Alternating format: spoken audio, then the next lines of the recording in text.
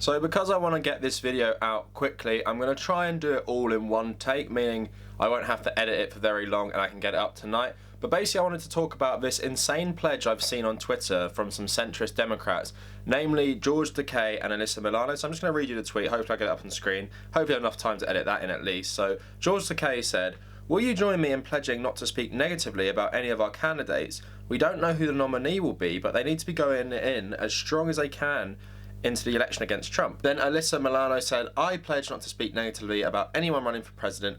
Do you?" And then she goes on to say, "This is unlike any other primary. This isn't a sports team we're rooting for here. The democracy of our country is at stake. Do your homework, listen to your heart, the American people and their needs, and vote in the primary. Unity is the only way forward." So I don't understand this logic at all, right? So they're saying the reason we don't need to criticise anyone in the primary is because they need to be going in as strong as they can against Trump. And if you highlight why they're so bad, then they won't be strong against Trump.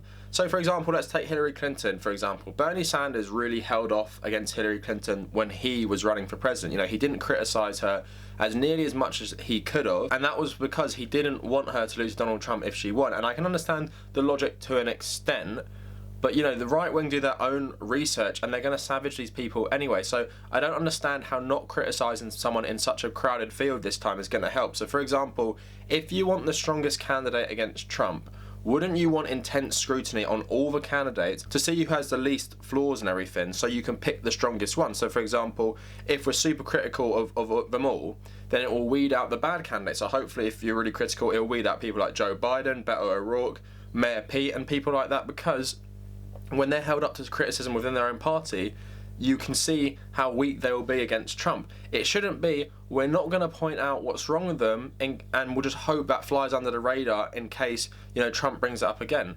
Why is that an argument at all? And it's so ridiculous. Why would you pledge? It's an open primary. It's a massive primary with about like 20 candidates. You're just going to all put your case forward and let people decide. That is total bullshit. And it makes me laugh that the establishment Democrats talk about this. So I consider these two establishment Democrats, you know, wealthy people from California essentially. I'm pretty sure they might live somewhere else as well, but you know what I mean, like that type of person. And people make a good point on Twitter saying, whoever wins next election is not going to affect your lives at all. You're just these elite talking heads. You know, Alyssa Milano is friends of Joe Biden and she defended him against all his allegations of, you know, being a sexual predator and stuff, which is on video. You know, I wouldn't trust someone like that to say, you know, let's not criticise anyone, because what she means is don't criticise Joe Biden, don't criticise all the centrist Democrats, because if you point out how bad they are, they're probably going to lose to Trump. And I'm just going to say they're going to lose to Trump anyway, because you think Joe Biden is going to stand up to the scrutiny of the full force of the right wing, all picking through these allegations, picking through his record and everything, because you know what hypocrites right wingers are. While Donald Trump is like a serial predator as well, they won't acknowledge that while they slate Joe Biden for it time and time again if he gets a nomination. And this whole notion that you can't criticise someone before is just so ridiculous. And you know, it's the whole point of a democracy. It's like a mini election, isn't it? It's the election of who's going to run for president for your party. So why does criticism go out the window? And here's what the point is as well. If you don't criticise them, you're going to lose anyway. So if Joe Biden gets a nomination, for example, right, and he wins the presidency, how is that going to help anyone, really?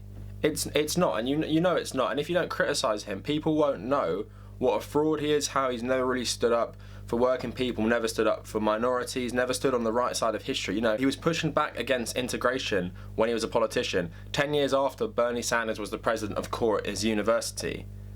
People need to know stuff like that, know how consistent he is. Saying, you know, that millennials have it easier than everyone else, we should stop whining, even though wages have stagnated for the last 40 years and we have it way harder than his generation and the generation afterwards. But he's telling us, you know, you're just entitled and whining. No, that's not what's happening at the moment, and it's ridiculous he says something like that. And also, you know, about marijuana, he still sees it as a gateway drug. I know it's in 2010 he was saying this, but I doubt he's going to change his mind. So he's also not for a really simple thing like the legalization of marijuana, which is already legal in several US states and stuff. And I know this turns into a bit of an anti-Joe Biden thing, but that comes with the context of the people who are pledging not to criticise the Democrats. And I guarantee that these people will start, criticising Bernie. And I wouldn't be surprised if I went on their profile and typed in their names on Bernie Sanders. I would find some criticism and stuff, because they are hypocrites at the end of the day, and it's just so ridiculous. And what the whole point of the pledge is just to shut up dissent. It's not to, have this unity going in the election against Trump. And one more thing I want to say, if your only goal is to beat Trump, that's a pretty low bar for changing things. There's so many problems in America that have been inherent since its inception, or inherent since many presidents have come in. All the chaos caused by people like Bill Clinton, Obama, Bush and stuff. Just beating Trump is not going to change anything. Like I've said in previous videos, Trump to me is everything America stands for.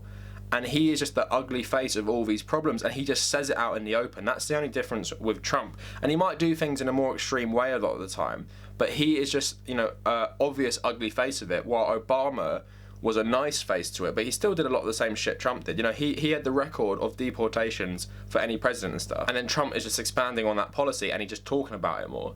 But Obama did it loads as well, so you have to point these things out. So it's ridiculous that elite, wealthy people who the election won't affect are saying, please don't criticise any Democrats, even though there's 20 people in the field. They almost stand on the complete opposite ends of the ideological spectrum, because you have people like the centre-right and the right-wing, like Joe Biden, Beto, Mayor Pete, and then you have the centre-left and the left-wing, like Bernie Sanders, Elizabeth Warren, Tulsi Gabbard, and people like that. And to say, let's not criticise it, just put your case forward, I think is so stupid. So anyway, let me know what you think of this ridiculous pledge. Will you be pledging your allegiance to the Democratic Party? Will you be pledging your allegiance not to criticise any of the candidates? Because it's such a good idea not to criticise them and let the Democrats choose the best candidate, rather than let them go in against Trump without criticism, and then the right wing will expose everything that's wrong with them, and they'll probably lose. Because I guarantee if a centrist Democrat is elected, which is the result of probably not criticising people, so Mayor Pete or Beto or Biden, then you're going to get Trump for another 4 years. And I would say people like Alyssa and George Takei will definitely deserve it, because this is such a ridiculous idea. So if you like this type of content, please like the video and subscribe to the channel. If you want to follow me on social media, follow me at The Tabernacle on both Twitter and Instagram. I also have a WordPress blog, The Tabernacle WordPress, so check that out. And if you made it this far, thank you for watching.